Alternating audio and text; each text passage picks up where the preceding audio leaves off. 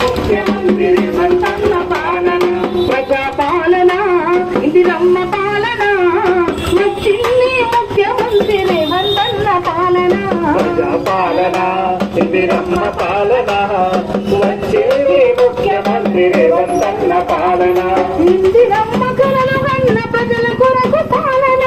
ఇందిరమ్మ కలలు కన్న ప్రజల కొరకు పాలన ఇందిరమ్మ కలలు కన్న ప్రజల కొరకు పాలన ఇందిరమ్మ కలలు కన్న ప్రజల కొరకు పాలన నేడు ప్రజాపాలన ఇందిరమ్మ పాలన వచ్చింది ముఖ్యమంత్రి రేవంతన్న పాలన ప్రజాపాలన ఇందిరమ్మ పాలన